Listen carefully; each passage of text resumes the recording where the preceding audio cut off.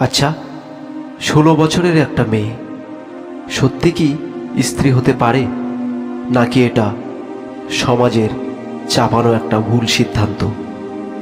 এই ডিজিটাল সমাজে এসেও এখনো অনেক গরিব পিতা তার ফুলের মতো ছোট্ট কিশোরী মেয়েটিকে তুলে দেয় তার দ্বিগুণেরও বেশি বয়সী লোকের হাতে, শুধু লোকটি ধনী হওয়ার জন্য। লোকটির মানসিক শক্তি যখন শেষ হয়, মেয়েটির শুরু হয়। এটা কি ঠিক সিদ্ধান্ত? আজকের এই গল্পটি এমনই এক কাহিনী নিয়ে শুরু হচ্ছে। আপনি এই গল্পটি শেষ পর্যন্ত দেখলে তবেই বুঝতে পারবেন। রাত তখন প্রায় 12টা। বাড়ির উঠানে বসেছিল 16 বছরের একটা মেয়ে। চাঁদের আলো পড়ছে তার মুখে, কিন্তু চোখে কোনো আলো নেই। আজ রাত পোয়ালেই তার বিয়ে। না, আজ তার শৈশবের শেষ দিন। সে চুপচাপ আকাশের দিকে তাকিয়ে ভাবছিল, আমি কি সত্যি বড় হয়ে গেছি, নাকি আমাকে জোর করে বড় বানানো হচ্ছে? এই মেয়েটার নাম রাধা, ক্লাস 9-এ পড়ত। স্বপ্ন ছিল একদিন স্কুল টিচার হবে, কিন্তু আজ হাতে বই নয়, হাতে মেহেদির লাল রং। মেহেদি লাল, কিন্তু মেয়েটার বুকের ভেতরটা কালো হয়ে আছে। বাড়ির ভেতরে তখন উৎসব, ঢোল কাঁসর আনন্দ।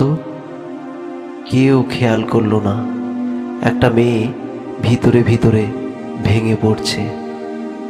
মা বলল, কাঁদিস না মা, মেয়েদের তো এইভাবেই যেতে হয়। রাধা চুপ করে রইল, কারণ সে জানে প্রশ্ন করলে উত্তর পাওয়া যাবে না, শুধু বকা পাওয়া যাবে। হঠাৎ তার চোখ পড়ল বাবার দিকে। বাবা উঠানের এক কোণে বসে মাথা নিচু করে আছে, হাতে একটা পুরানো রুমাল, চোখ মুছছে বারবার। রাধা বুঝে গেল বাবাও কাঁদছে, কিন্তু তবুও এই বাবাই আজ তাকে অচেনা একজন মানুষের হাতে তুলে দেবে। তখন রাধার মনে একটা প্রশ্ন জাগল, 16 বছর বয়সে একটা মেয়ে কি সত্যি স্ত্রী হতে পারে?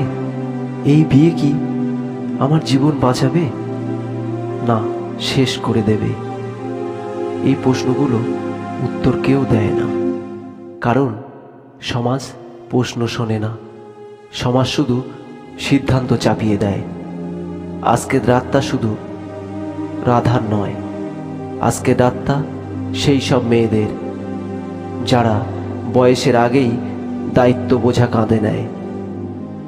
আজ আমরা গল্প শুনব না, আজ আমরা দেখব একটা ভুল সিদ্ধান্ত কিভাবে একটা জীবন বদলে দেয়।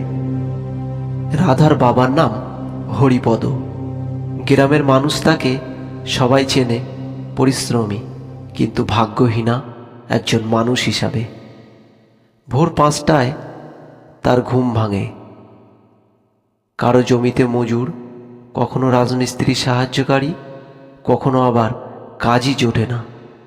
যেদিন কাজ থাকে না সেদিন চুলায় আগুন জ্বলে না। রাধা ছোট থেকেই বাবার কষ্ট দেখছে, তবু সে পড়াশোনা ছাড়তে চায়নি।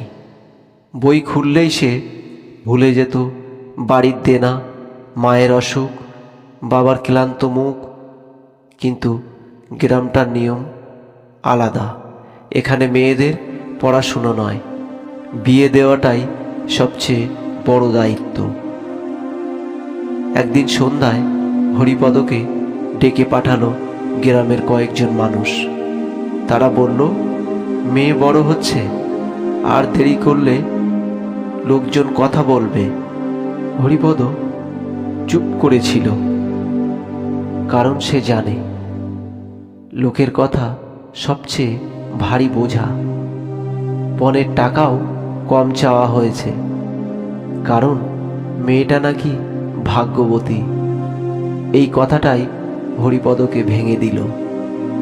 সে ভাবল, আজ বিয়ে দিলে কাল মেয়েটার খাওয়ার দায়িত্ব আমার থাকবে না। এই ভাবনাটা নিষ্ঠুর, কিন্তু তখন তার কাছে এটাই ছিল একমাত্র রাস্তা। সেদিন রাতে হরিপদ ঘুমাতে পারেনি। মেয়েটা পাশের ঘরে ঘুমাচ্ছে, আর সে বসে বসে হিসাব করছে একটা বাবার ক্ষমতা কোথায় শেষ হয়। সে জানে এই সিদ্ধান্ত তার মেয়ের জীবন বদলে যাবে, কিন্তু দরিদ্র মানুষের সামনে ভালো মন্দের রাস্তা আলাদা করে দেখায় না। রাধা কিছু বলেনি, কারণ সে বাবাকে ভালোবাসে। সে জানে এই মানুষটা তাকে ইচ্ছা করে কষ্ট দিচ্ছে না, কিন্তু ভালোবাসা দিয়েও সবসময় জীবন বাঁচানো যায় না। হরিপদ জানত না এই বিয়ের পর তার মেয়ের জীবনে যা শুরু হবে তা সে কোনো দিন নিজেকে ক্ষমা করতে পারবে না।